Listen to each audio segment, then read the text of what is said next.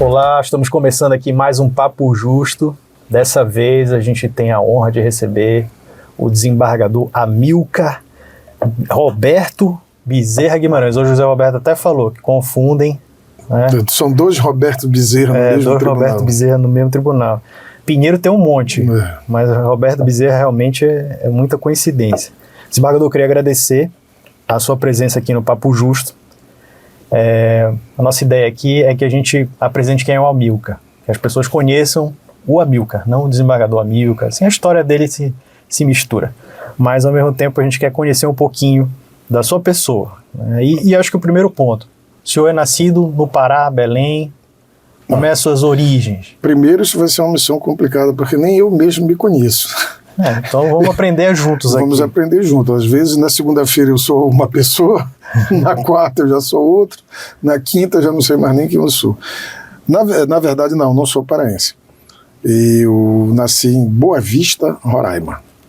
Em 1962, ainda era território federal de Roraima, e Boa Vista era uma pequena vila com 4 mil habitantes, né? Então foi lá que eu nasci e me criei eu acho que até 1973, eu vim passar um ano aqui em Belém na casa de uma tia, e depois, já em 76, eu voltei para estudar na Escola Técnica Federal do Pará e não voltei mais para Boa Vista. Então tem família aqui no Pará, tem vínculo de família? Tenho família aqui no Pará e tenho família lá. Entendi.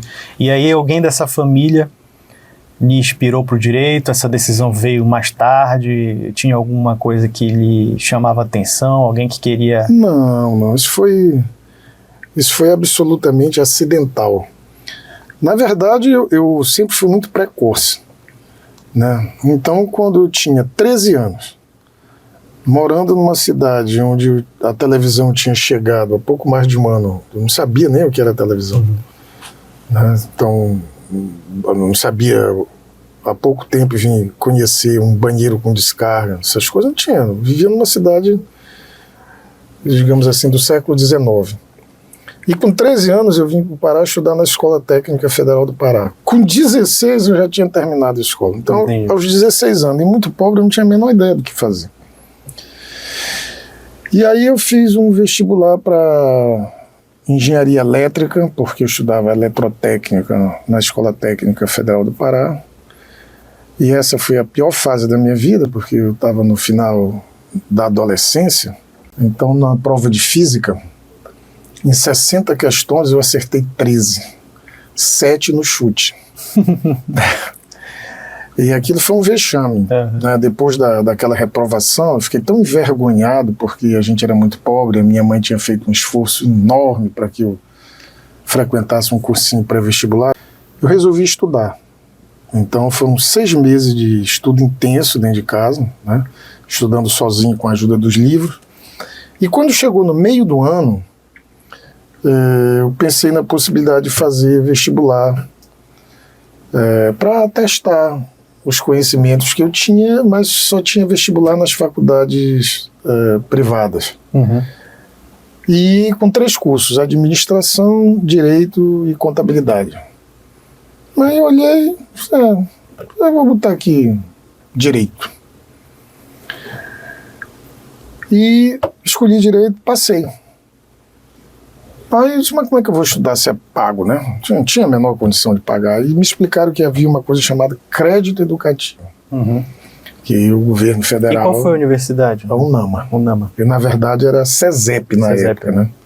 O CESEP devia ter uns 2 ou 3 anos de fundado. Eu entrei na faculdade na metade do ano de 1979. Eu entrei na faculdade. E aquilo ali era um ambiente que eu não estava acostumado. E aí você chega ali e as pessoas eram sempre muito bem vestidas, muito bem, cheias de boas maneiras, as salas tinham ar-condicionado, os professores iam de paletó e gravata da aula, eu ficava olhando para aquilo e eu comecei a gostar do ambiente. Entendi. Né? E aí havia um professor chamado... Oh, meu Deus, daqui a pouco eu me lembro o nome dele. Professor de Introdução à Ciência do Direito. Eu vou lembrar o nome dele. Que tristeza esse problema da memória. E até hoje eu me lembro ele tentando explicar para um menino de 16 anos a estrutura da norma definida pelo Kelsen. Aí, querendo lembrar o nome do professor. O filho dele é promotor de justiça. Então, olha, e até hoje eu lembro dele dizendo assim, dado o fato temporal deve ser a prestação, dada a não prestação deve ser a sanção, explicando como é que se constrói a norma, né? E eu levava aquilo, eu não conseguia entender, e era tudo muito complicado, porque eu tinha que estudar com um dicionário Aurélio do lado, porque o meu vocabulário era muito curto para entender aquelas coisas. Mas depois que eu fui dominando a linguagem, aí pronto, aí foi uma maravilha.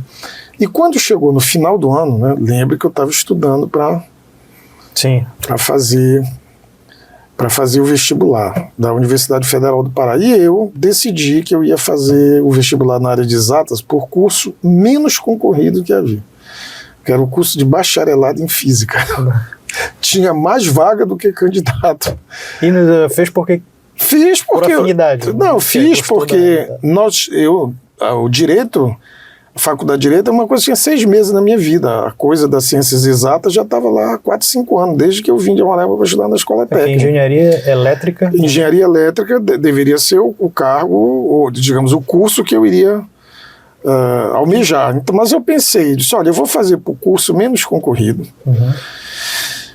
e faço o primeiro ano, que é o básico. O básico, na época das ciências exatas, era igual para todos os cursos. Para engenharia civil, para química, para física, para geologia, para arquitetura. O primeiro ano era igual. Então eu faço o primeiro ano, o segundo ano eu faço outro vestibular e pego as matérias. Desgraçadamente, eu passei em 27º lugar. O que significa que eu entraria em qualquer curso, porque todos os cursos tinham mais de 27 vagas. Entendi. Então eu, no meu 27º lugar, eu poderia ter entrado em engenharia civil, engenharia química, engenharia não sei o que, qualquer curso eu poderia ter entrado, mas como escolhi bacharelado em física, enfim, fiquei fazendo as duas faculdades. Mas peraí, então tu tens formação em física? Não, eu fiquei até o 3º ano e um pouco mais do 3º ano. Então a gente perdeu um físico aí. Hoje o amigo podia ser um físico. Podia ser. Professor de física. Mais ou menos, porque o professor de física ele estuda licenciatura em física. É verdade. Então talvez um péssimo físico, talvez. Aí, só para explicar essa parte, eu estudava de tarde no SESEP, na sala de ar-condicionado, bacana, saía a pé lá do SESEP, que fica na Alcino Castelo, andava 2 quarteirões até a frente da Faculdade de Medicina, que fica ali no começo da Generalíssima, pegava o Guamá Universidade. Descia na frente do campus e atravessava a pé até o Centro de Ciências Exatas. Era uma pernada enorme. Chegava lá, a professora me ia dar aula. Entendi. Aí eu me lembro, a gente ia ter aula de laboratório no sábado, fazia um cálculo da aceleração da gravidade. Pegava uma régua, soltava uma peteca com cronômetro e tal. Aí, para quem não sabe, a aceleração da gravidade, eu acho que se não mudou ainda, né? Deve ser 9.9 e tal. Assim, uma constante, umas frações. Se bem que dizem que mais perto do Equador ela é mais fraca.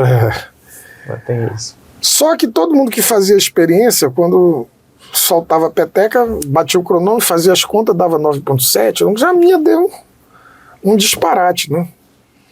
Aí eu virei pro professor e disse, mas espera aí, até a hora que eu solto esse negócio e tem um reflexo de acionar o cronômetro, a peteca já está bem aqui. Até essa peteca bater no chão, o som chegar no meu ouvido, acionar o cérebro, eu tenho o reflexo de apertar de volta. Professor, isso não existe. Pare com essas coisas. E aquilo foi me dando um desgaste.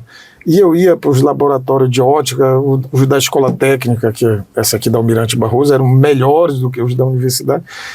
Eu fui me desgostando, mas ainda assim continuei, né? Eu gostava muito da parte de matemática, a gente fazia cálculo, né? Então, cálculo 1, 2, 3 e 4. Eu fiz essa... Física é fascinante. Exatamente. E, na minha casa, o meu pai, ele começou a dar aula com 16 anos. E era de matemática e física no ideal. Hoje a gente encontra diversas pessoas com 16 anos ele dando aula de cursinho de vestibular. E aí o pessoal encontra com ele, teu pai foi meu professor. Né? E aí eu lembro que eu, quando tive que fazer pegar física, matemática na escola, era religioso, era assim, eu tinha que estar bem nas notas e tudo, e bem afiado. Ele pegava uns livros dele antigos, que eram enormes, assim, com milhares de provas, milhares de perguntas, e fazia eu resolver tudinho. Aí eu chegava em casa à noite, já começava a resolver com ele até bem tarde. Foi assim que eu passei no vestibular, porque as perguntas elas se repetem, não tem mais o que inventar. A lógica fica igual. A lógica fica igual, então você treina respondendo. Eu gostava tanto disso, eu tinha um professor já falecido chamado Pedro Crispim, lembrei o nome do professor de Introdução à Ciência do Direito. Não disse que eu ia lembrar? O professor de física, um deles lá do cursinho, era o Curte Siqueira. E ele morava na Avenida Nazaré, eu morava na Conselheiro Furtado, ele dava uma carona. E ele ia falando aquelas coisas durante a carona. Chegava no local em que eu tinha que descer, mas eu estava tão interessado no assunto que eu aceitava ele dar o balão pela 14 de março, até voltar para o endereço dele, para eu ficar ouvindo. Depois eu dava uma pernada, mas valia a pena fazer aquela caminhada toda para ouvir. Sim. Hoje a gente abre no YouTube, né, cheio de programas, o cara com aquelas explicações maravilhosas para leigo e tal.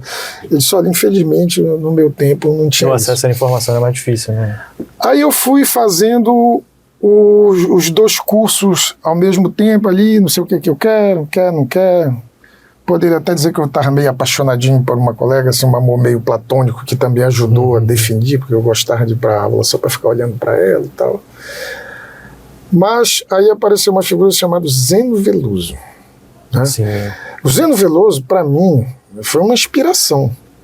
Né? O Zeno, quando ele chegava, que ele começava a falar, ele tinha um jeito, aquilo me despertava um interesse pelo conhecimento e tal, e era desafiador, porque eu disse assim, eu vou aprender. Então eu ficava ali, eu não tinha nada para fazer. Né? Essa é uma das vantagens da gente ser pobre, é que a gente não tem acesso ao lazer. Né? Então, como ir para a biblioteca era uma coisa que não custava nada, não tinha nada para fazer, eu ia para a biblioteca e toma ali.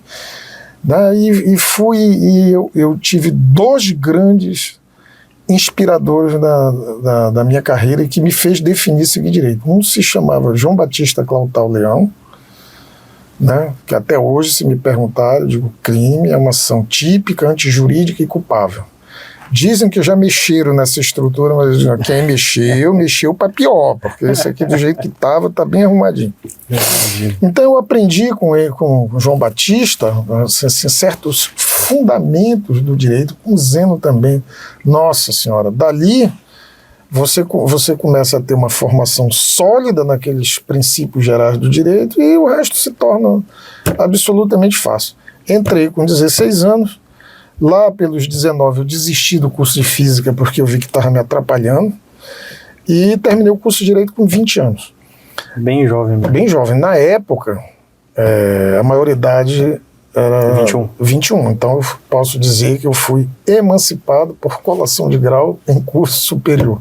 Mas foi rápido, foi de junho a setembro só. Entendi. Então a gente tinha um físico, primeiro um engenheiro, né? Depois um físico.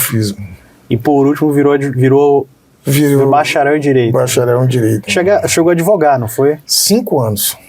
Na advocacia teve um concurso também, né, no Banco do Brasil, então, mas antes disso teve advocacia geral? Olha, é o seguinte. Como é que foi essa parte aí? Com 18 anos, que eu entrei no 3º ano da faculdade de Direito. Chegou a estagiar? Exato, é aí que eu vou chegar. Havia lá um setor lá no SESEP que prestava assistência judiciária para a comunidade pobre. Então eu fui trabalhar eu chamava NATA, Núcleo de Assistência Técnica e Administrativa, eu prestava assistência judiciária. Doutor, eu adorava aquele serviço. É muita história. Eu adorava aquele serviço. Então, eu pude ajudar muitas pessoas. Eu, com 18 anos de idade, eu atendia as pessoas, eu ouvia, eu conversava, a gente trabalhava com máquina de escrever, e nós éramos assistidos por professores. Então, na parte de processo civil, nós tínhamos o Francisco Caetano Miléo, que o que ele deveria fazer? Orientar a gente a conduzir os processos, corrigir as petições para melhorar o português, digamos assim, a explicação da causa. Né? Eles eram o tutor. Tinha o Francisco Brasil Monteiro, que cuidava da parte civil, o Francisco Caetano Miléo do processo, tinha o William Cavalcante, que trabalhava com o penal, e já me lembro o nome dele também, Ronaldo Barata, cuidava da parte trabalhista. E eu, né, me intitulei estagiário-chefe. E eu sabia... Eram quantos? Era muita gente? Devia ter uns 15, 20, e variava, porque aquilo cumpria currículo, né? Então muita gente ia para lá só para perturbar a vida. Eu acho que trabalhar mesmo, que eu me lembro mesmo, que pegava no pesado, era eu e o Marco Antônio, que é procurador de Justiça e foi chefe do Ministério Público. A gente trabalhava lá junto, na mesma época, né? A gente trabalhou, foi uma grande escola, né? E aí, formou, né? Tá. Que ano formou, mais ou menos? 79 e 1982. 82. E aí já advogou mais um pouco e fez o concurso para o Banco do Brasil? Não cheguei a advogar. O que sucedeu? Então a advocacia ficou no nata lá? Não, ficou no nata. E eu tinha já uns 6 meses, eu trabalhei também num escritório de advocacia, onde eu tive grandes professores lá dentro. Eu trabalhava com um advogado, deve estar vivo ainda, que era o Dr. Camilo Montenegro Duarte, e com o Dr. Eduardo Grande. Esse foi um grande professor. Eu não sei por que cargas d'água o Dr. Eduardo Grande gostava de conversar comigo, porque eu não sei o que um menino de 18 anos tem para conversar com. Mas ele gostava de conversar comigo, talvez seja porque eu tenho me oferecido para organizar a biblioteca dele, a dele não, do escritório, então talvez tenha sido por isso, e também trabalhava Vertano Rocha. Mas o doutor Vertano Rocha trabalhava numa outra parte do escritório, eu quase não tinha contato com ele. E eu ainda trabalhei um pouco por lá, eu aprendi muito, né, na parte de direito agrário. A primeira coisa que o doutor Camilo me disse, ele disse: olha, se você quer mexer nisso aqui, você precisa conhecer a legislação agrária. Desde a legislação, desde as ordenações filipinas até agora. Você tem que saber a lei de registro paroquial, como é que funciona uma sesmaria, como é que é feito o registro. Você tem que conhecer a história da legislação todinha. Depois que você aprender isso, você pode começar a pensar em trabalhar com legalização de imóvel, que tem aqui os pulos do gato. Eu deveria ter ficado mais tempo lá com ele, talvez tivesse ganhado dinheiro. Só que eu era de uma família, não, né? Eu tinha uma condição socioeconômica muito desfavorável. Era duro, vamos dizer assim. E era só eu e minha mãe. Eu sou filho único de mãe solteira. E nós não tínhamos renda, né? E até essa época, já na formatura, foi um sacrifício muito grande para minha mãe me manter sem trabalhar. Porque eu nunca precisei ter um emprego formal, né, com horário. Então ela foi grande... Ela se fazia das tripas coração, a gente não tinha nada, mas também eu tinha o privilégio de ter tempo, né? E você tendo tempo... Sim, soube usar. Soube usar o tempo.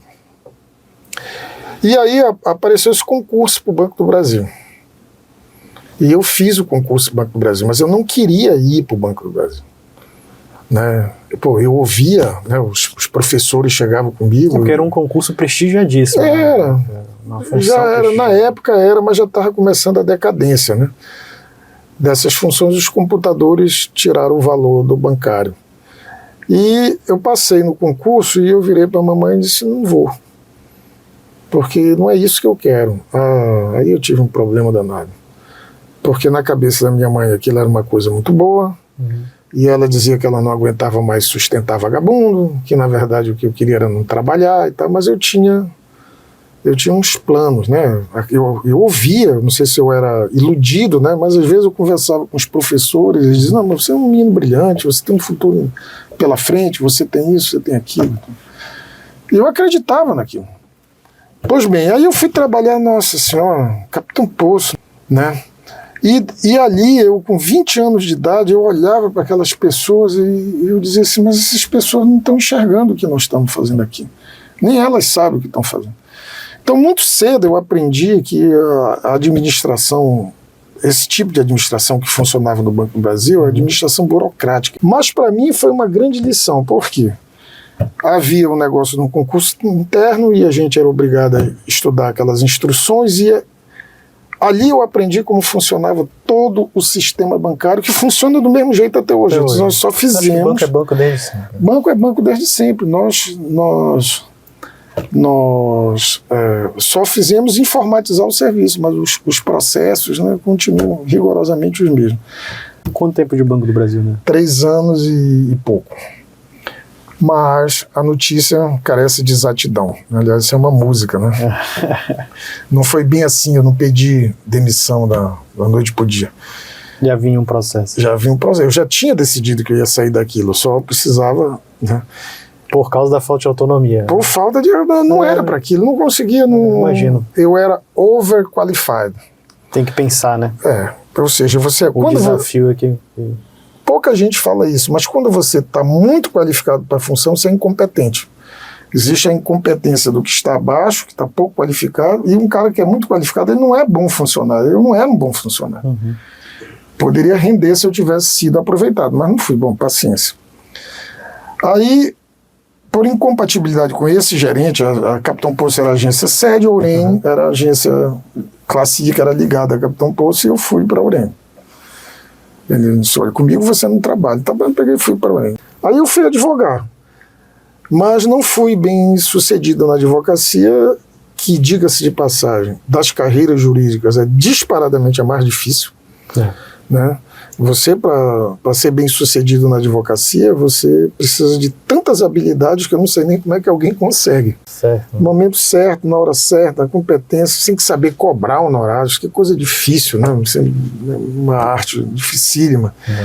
Então, não fui bem sucedido na advocacia. E, entre outras coisas, porque eu era muito jovem, eu não conhecia absolutamente ninguém que tivesse condições de pagar. E quem pode pagar um advogado não pega um moleque de 23 anos, 24. Pode ser o melhor do mundo, mas não pega. Tem essa dificuldade da credibilidade, né? Então, passar a credibilidade. Né? Eu só conseguia trabalhar no ganho, como se diz, né? Eu disse, não, tu vai lá e resolve. Se resolver, eu te pago. Se não resolver... Então, aquilo foi muito frustrante. Aí surgiu o concurso. Surgiu o concurso para juiz de direito. Foi quando eu comecei a pensar nessa possibilidade. Quando eu vi o concurso, eu disse, não, isso é uma tábua de salvação. Aí eu disse, mas saiu o edital, né? Eu vi lá as matérias e tal. Eu disse, dá para fazer isso aqui, dá para fazer. E eu disse, mas eu preciso estudar, né? Aí eu fiz um levantamento da minha condição financeira, dava para ficar 4 meses sem trabalhar. Mas 4 meses sem trabalhar, também só consumia, né, o mínimo necessário, o mínimo existencial. E o único luxo que eu tinha, que eu pagava uma academia de ginástica. Entendi. Só ele, só ela. Era o único lazer. E eu passei 4... E só onde? Aqui em Belém? Aqui em Belém já. Eu voltei, eu trabalhei, tentei advocacia com um colega chamado Jânio Siqueira. Sim. Né, nós andamos por lá, mas não fomos bem sucedidos. E aí eu estudava de 8 da manhã a 15 para as 9, de 9 a 15 para as 10, de 10 a 15 para as 11. Aí voltava das 14 a 15 até 5 horas da tarde, todo dia. 5 horas da tarde, eu saía, parava, ia para a academia de ginástica e voltava. Na volta eu já deixava separado a matéria e os livros do dia seguinte e ia dormir. Deixava organizado. E eu estudava com reloginho Cássio, né, para marcar o horário. Marcando o horário. Chegou o concurso para juiz de direito, olha que coisa interessante. A primeira prova eu tirei 10. Na última prova eu tirei 9,75. Que eu desconfio que esses 25 foi algum erro de português que eu tenha cometido, né? Entendi. E na prova do meio, eu tirei 6. A prova eram 6 perguntas e uma redação. Entendi. Eu acertei as 6 perguntas e não fiz a redação. Entendi. E por que eu não fiz a redação? O tema da redação era Sociedade por cota de responsabilidade limitada, evolução histórica, conceito, responsabilidade do sócio, não sei o quê. Como eu não conhecia a evolução histórica, eu achei que eu não podia começar a redação, não tinha como começar a redação. Entendi. E deixei em branco. Bastava, se eu tivesse dito que a responsabilidade do sócio se limita ao capital social, eu tirava um ponto, tinha ficado em primeiro lugar. Eu fui o 4º no concurso. Então realmente, o estudo sempre foi assim, a capacidade de aprender, digamos, não o estudo, né? A capacidade de aprender e se dedicar nessas questões sempre foi para ti acho que o ponto central, né, da tua vida. A tábua de salvação. A tua mente, teu intelecto sempre foi... A tábua de salvação. Aprendi, desde cedo eu sempre soube que a única esperança que eu tinha era isso, né, transformar esse conhecimento. Uhum. E acabou dando certo, porque, digamos assim, quando eu completei 20 anos, eu saí da miséria. Quando eu entrei na magistratura, eu deixei a pobreza. Então, mesmo naquela época que a gente ganhava pouco, eu já era um cara de classe média baixa, né? Então já deixei de ter problemas. E aí eu fui ficando, né? E aí, já dentro da magistratura, começou pelo interior, Roraima entrou nessa situação aonde? Porque tem eu não sei se as pessoas sabem, mas o desembargador, ele foi o primeiro, né? Foi o juiz do Pará, aí assumiu em Roraima, né? Isso é uma história interessante. A Constituição, ela transformou o território federal de Roraima e o território federal do Amapá em estados. Uhum. E nas disposições transitórias dizia que, instalada a jurisdição no estado do Amapá, cessará a jurisdição do Distrito Federal e Território. Então havia uma justiça, que era a Justiça do Distrito Federal e Território. Uhum. Então, o juiz, eles mandavam um juiz para Roraima, um juiz federal para lá e um juiz federal para Amapá. E o que sucedeu no Amapá? O Amapá fez o seguinte: o Amapá instalou o Poder Judiciário com funções administrativas, instalou as atividades administrativas, e com as atividades administrativas o Tribunal do Amapá fez concurso para funcionário, para oficial de justiça, para juiz. E quando o tribunal, que estava instalado administrativamente, conseguiu se organizar, já com juiz concursado, já com escrivão, que era que se chamava na época, o chefe de secretaria concursado, oficial de justiça, toda a estrutura pronta, eles declararam instalado, então, com função judicante, e comunicaram ao Distrito Federal e Territórios que estava instalado nas funções plenas, encerrou, e o Amapá seguiu normalmente com a sua vida. O tribunal autorizou e eu fui. Foi para Roraima. E eu fui para Roraima. Depois, aí eu mandava muito. Porque tinha 7 desembargadores e só eu de juiz. Aí tu manda muito, cara. Só um juiz? Só um juiz. Para todo o estado? Para todo o estado. Só eu de juiz. Então a primeira instância era a primeira instância era toda minha. Mas eu me divertia. Era muito poder, né? Eu ria pra caramba. Todo dia eu tava na televisão, dando entrevista. Tratava de tudo, né? Sim, criminal. Durante um mês e meio eu fiquei com tudo. Depois chegaram mais 2 do Ceará e eles dividiram a função. Me deram uma função criminal. Eu digo, tá bom, aceito. Aí ficamos lá ainda uns 6 meses. Foi o tempo que o tribunal organizou, fez concurso para juiz, etc. O pessoal passou, quando estava tudo pronto, o Sepúlveda da Pertence deu uma liminar mandando a gente sair. Ele deu uma liminar mandando a gente sair, mas no dia seguinte já tinha juiz e tal. E foi essa a minha história lá no estado de Roraima. Fui o primeiro juiz e único. Brincadeiras à parte, aí voltou pro Pará, né? Eu voltei para Pará. E essa ida para Roraima foi antes ou depois? Foi logo no início da magistratura? Já tinha já estava titularizado, não? Não, já entrei como titular. Devido à minha classificação no concurso, eu entrei direto como juiz titular lá em Moaná. Certo. Aí eu fui promovido para Itaituba e fui para Roraima. Depois Itaituba, Tucuruí, São Miguel aqui que eu tô vendo, do Guamá, né, Capanema, Curuçu, foi bastante coisa. Então, Moaná, Itaituba, Tucuruí, São Miguel do Guamá, Capanema, Curuçá e Castanhal. Fui trabalhar em Tucuruí, nossa senhora, era o acesso a Tucuruí. Era um negócio assim horroroso, um negócio era muito difícil, né? Mas quando chegava lá, tudo se resolvia. Que pouca gente sabe disso. Eu era um grande jogador de futebol, só não tinha talento, né?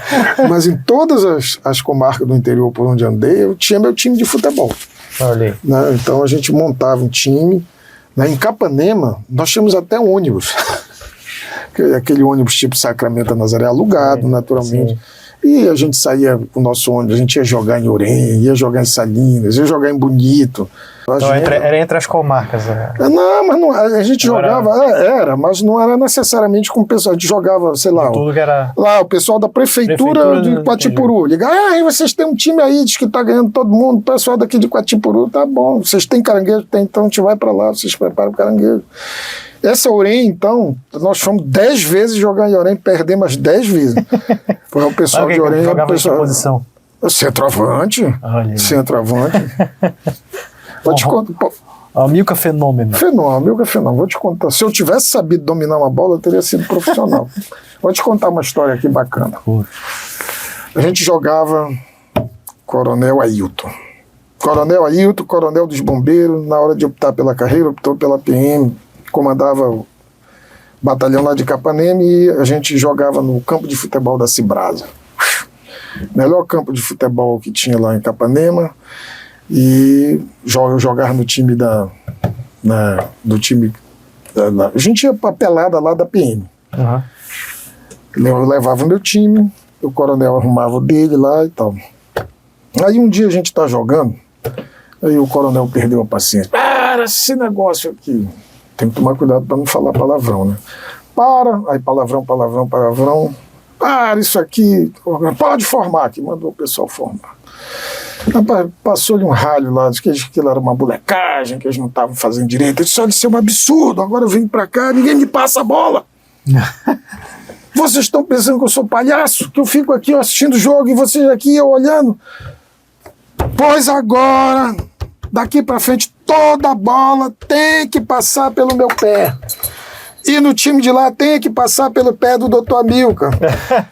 E não pode tomar, só cercar. Aí eu disse, coronel, isso é que é jogo de futebol. Eu disse, mas não é, esses moleques ficam correndo e a gente fica que nem besta. Nossa Senhora. Olha, eu não sei em relação aos meus outros colegas, mas o tempo que eu passei no interior, eu era feliz e sabia. Eu me diverti barbaridade o tempo que eu andei pelo interior. Que legal. E Belém, como é que surgiu aqui? Em 2001, né? Chegou em Belém. Antiguidade. Antiguidade. Aí começou pelo criminal. Foi a única vara que tinha. Eu acho que foi quinta vara penal. Quinta vara criminal. Aí apareceu uma vaga de cartas precatórias. Mas eu fiquei pouco tempo. Aí apareceu a primeira vara civil. Empresarial de Belém. Primeira civil empresarial de Belém. 2002. Foi rápido mesmo. 2001 entrou no criminal. Passou pela vara privativa de carta precatória e depois, em 2002, foi para a primeira vara civil empresarial de Belém. Havia 14 anos lá. 14 anos. Foi lá que eu lhe conheci. Na primeira vara. Foi lá que eu lhe conheci. Eu tinha 2 candidatos só. Dois candidatos a essa primeira vara civil.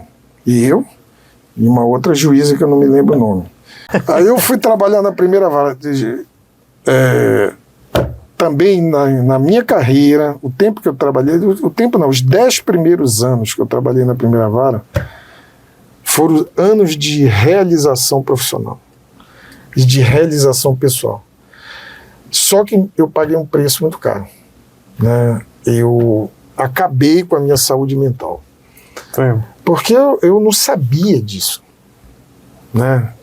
Quando você começa a trabalhar muito, que você se estressa, não adianta, você vai adoecer.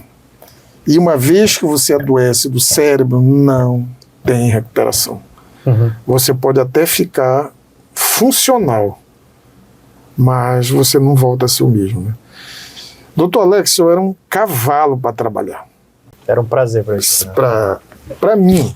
Mas por quê? Porque aquilo era o exercício da minha inteligência. Sim. E eu fui trabalhando assim, eu fui trabalhando, até que eu comecei a ter problemas. O mundo foi se transformando, e a coisa mais bonita que existe na magistratura é você dizer o que você pensa como ser humano.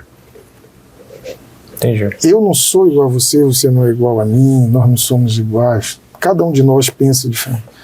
Na hora que eu chego e dizer assim, eu penso isso, aí vale a pena ser juiz. Para mim era um prazer enorme fazer isso aqui. Só que cada vez que eu começava a fazer essas coisas, pelo estilo com que eu escrevia, eu comecei a ser mal interpretado. Uhum. E as pessoas começaram a achar, você está se excedendo. Mas, pelo amor de Deus, está escrito aqui. O juiz tem que fundamentar a sua decisão. Eu estou fundamentando a minha decisão. Tinha um embasamento, né?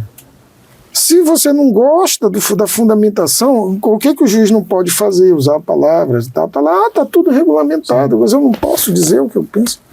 Mas assim, interessante estar falando isso, é o lado humano, né, também Então, havia uma época que o pessoal ficava esperando sair o Diário Oficial. Bora ver lá o que saiu lá na primeira vara, que sempre sai uma coisa e tal.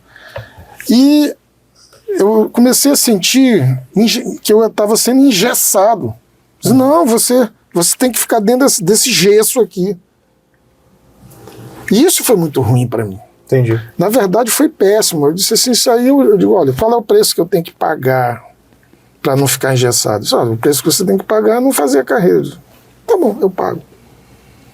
E aí ficou esses 14 anos. Fiquei os 14 anos na primeira vara. Só que ainda eu fiquei 22 anos na capital. Não foi? Sim. O Torquato ficou 24.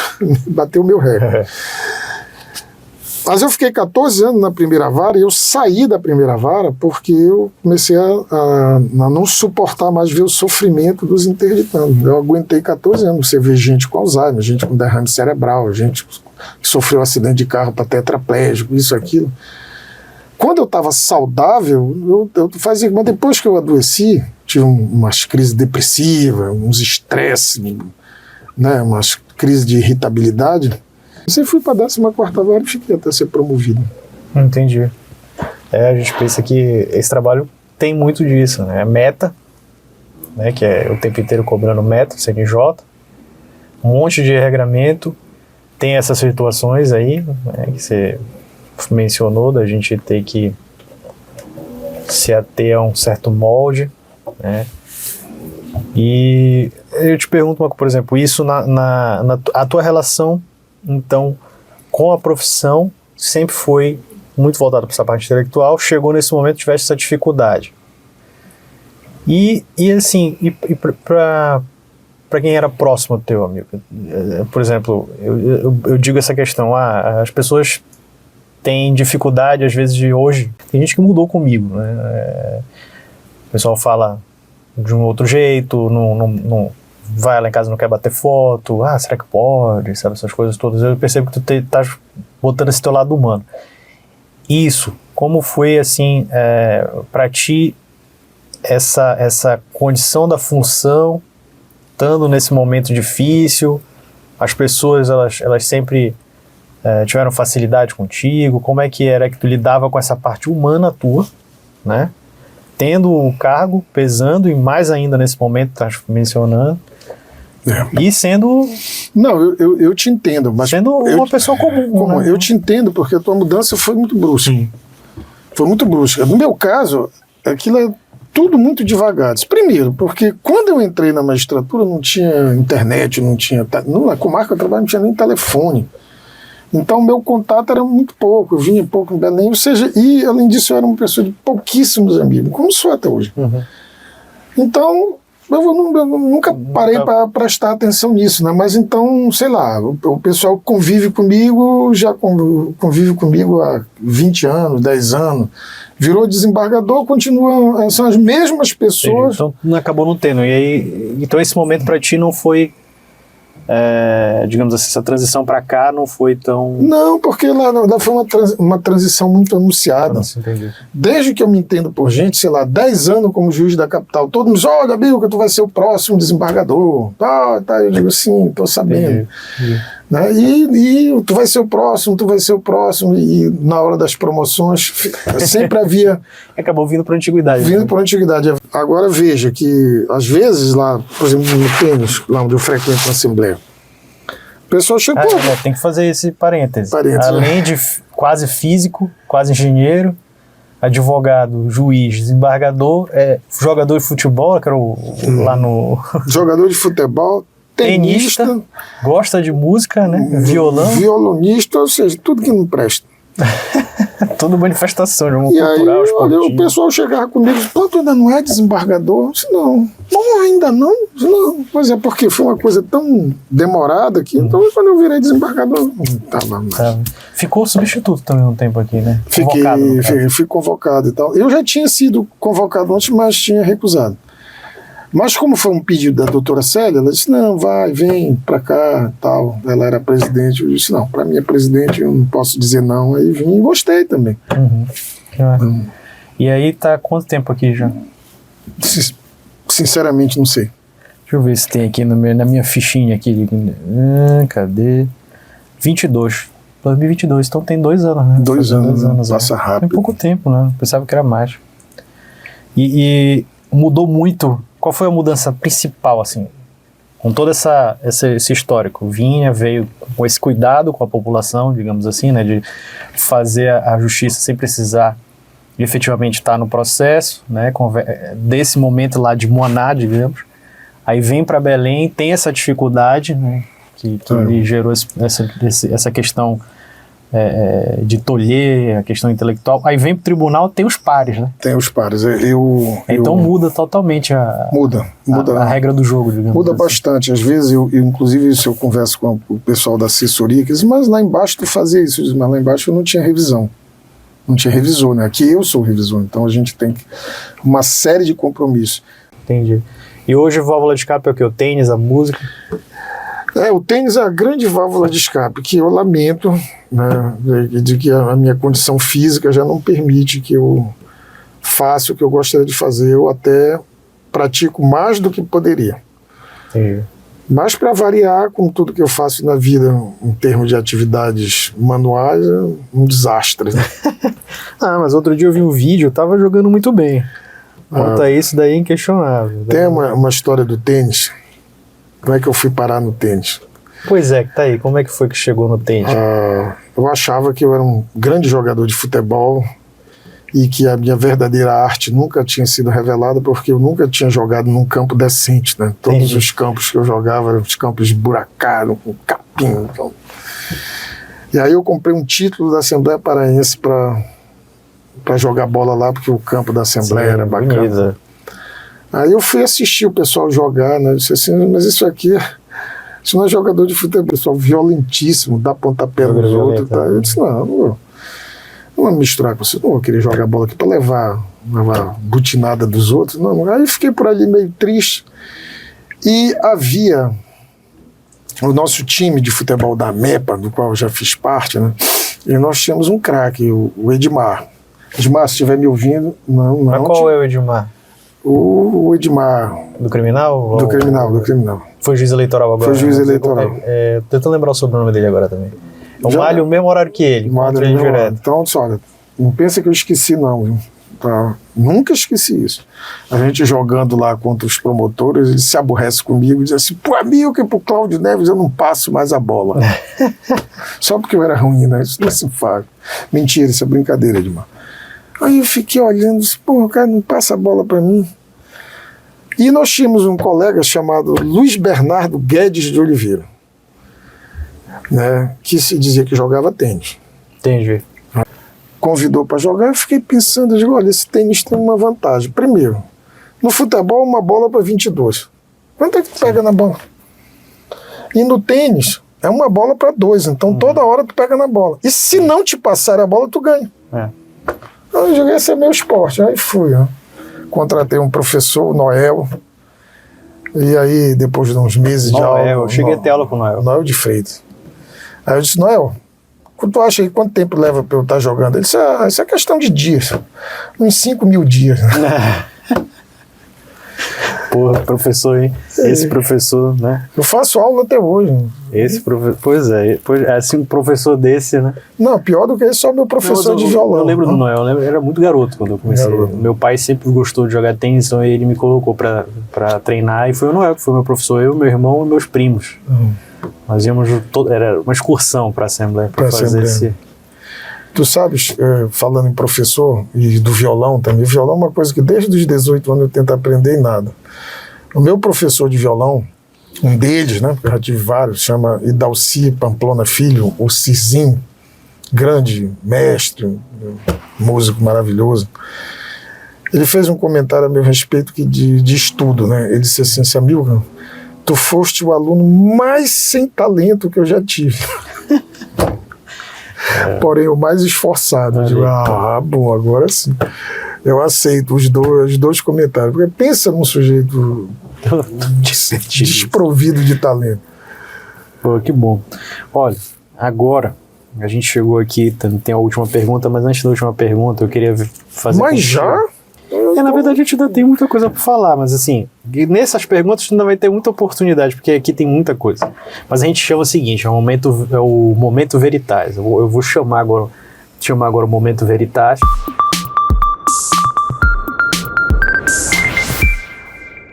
Por exemplo, vou começar com a básica de todo mundo que eu faço. É Remo Paysandu. Tá, remista? Olha aí. Remista, não, isso aí não tem dúvida nenhuma. Vamos lá. Aproveitando o gancho aqui, a saúde mental, ela precisa do quê? Paz. Paz. Se você não tiver paz, se você não tiver paz, se você não tiver calma... Maravilha. Uma reflexão de vida, Amilcar. Olha, uma reflexão de vida. Isso eu vou dizer uma coisa que eu levei anos para aprender. Eu tive 2 grandes evoluções na minha vida como ser humano. A primeira delas foi quando eu parei de me importar verdadeiramente com o que as pessoas pensavam a meu respeito. Eu dei um salto de qualidade de vida assim enorme quando eu disse, mas eu não estou nem aí. Isso me trouxe uma liberdade. Mas a outra, e a maior de todas, foi quando eu parei de verdadeiramente me importar com o que eu penso a meu respeito. Porque eu cheguei à conclusão de que eu botei o sarrafo muito alto para mim. Entendi. Então eu ficava me cobrando coisas que eu não dava conta. Então parei de me importar com... Entendi. Mas parou de te cobrar tanto. Parei de me cobrar. Não sou obrigado a ser perfeito. Quase perfeito já tá bom. Entendi. Uma coisa que sempre vale a pena lutar. Algo que... cara, isso aqui eu não abro mão. Pela justiça, né? Por ser justo. Sim. Muito bom. Reinventar-se para hoje. Não, que reinventar nada, tá bom do jeito que nada. Talvez perder mais 10 quilos, mas fora disso, não. Vou fazer para jogar um tênis, para jogar melhor. Chegar a Roland Garros. Chegar a Roland Garros. Não tem que reinventar nada, não, tá bom. Bom, e agora sim, Amilcar. O Amilcar tá na fila do supermercado, o próprio Amilcar. Ele vê o Amilcar desembargador na fila do supermercado. O que ele vai achar dele? Eu vou virar e dizer assim, ele tá na minha frente ou tá atrás? Como tu quiser, tu tá olhando ele, tá podendo enxergar, ele não tá te vendo. Se ele estiver atrás, eu vou ver assim, Excelência, passe na frente. O que eu diria a meu respeito? Eu vou dizer assim, eu queria ser como esse cara. Que bom. Isso é bom, porque mostra que tá satisfeito contigo mesmo. Nossa, a resposta foi meio pretensiosa, né? Eu podia ter dado uma resposta melhor. A Maria do Céu, eu perguntei pra ela falou que ela ia achar uma pessoa tranquila, que tinha um coração enorme. Aí eu perguntei, a senhora é turrona? Ela falou, não. Eu tenho jeito, né? Mas quem me conhece sabe que eu tenho um coração enorme. O Ricardo, o Zé Roberto, né? Entrevistado também por nós, o nosso desembargador Zé Roberto, que é o corregedor, ele disse que a gente ia encontrar ele com chinelo e bermuda na fila do supermercado, né? O desembargador Ricardo disse que ia encontrar ele também num ambiente bem relaxado, que ele tem muitos amigos, mas que quando ele é juiz, ele é juiz. Eu acho que eu ia estar que nem o desembargador Zé Roberto, eu ia estar de chinelo, de bermuda no supermercado. Eu só vou ao supermercado de chinelo e bermuda. Acho que é a coisa mais comum, e de manhã, que é o melhor horário. Uma música que te inspira hoje, música, acho que deve gostar deve ter aquela que é o destaque, que é aquela assim que eu vou ouvir essa música aqui que eu gosto dela, de vez em quando fica repetindo. Tem aquela que gosta de tocar de repente. Parece brincadeira, mas tem uma música da Ópera do Malandro que chama Terezinha. Eu gosto muito dessa música, eu gosto muito, todas elas do mesmo LP. Uma Terezinha, a outra chama Canção Desnaturada. Eu gosto demais dessa música. Então para citar essas duas aí, para não falar dos clássicos, né? Gosta de filme, amigo? Gosto demais. E aí, um destaque qual seria? Poderoso Chefão, evidentemente, né? Eu acho que eu assisti tantas vezes que eu conheço todos os diálogos decorados. Quando ele começa a falar, eu já sei os três. Todos os três. Mas eu gosto mais do 2, né? O Poderoso Chefão 2. Realmente o 2. Eu gosto do início do primeiro. Tirando aquela cena do cavalo, que eu achei aquela que corta a cabeça. Né? E, cara, eu gosto demais do Charlie Chaplin. Né? Eu assisto. É incrível, porque você vendo, ninguém se transporta no tempo para entender que não existia cinema quando ele fazia aquilo. Sim. A arte do cinema não existia, tudo aquilo era ele que estava criando, né? E ele inclusive fazia as músicas, né, para as cenas e tal. Gênio. Entendi. Direito civil e direito criminal? Direito civil, os dois, cara. Apesar de eu ter trabalhado, eu trabalhei a minha vida inteira com direito civil, mas o direito criminal é belíssimo. Sim, sem dúvida. O direito criminal é belíssimo. Sem dúvida, isso daí, realmente, o direito criminal é a primeira paixão de todo estudante de direito. De todo estudante. Isso daí é inquestionável. Bom, a gente terminou aqui nosso Momento Veritas, tá? São essas pequenas perguntinhas.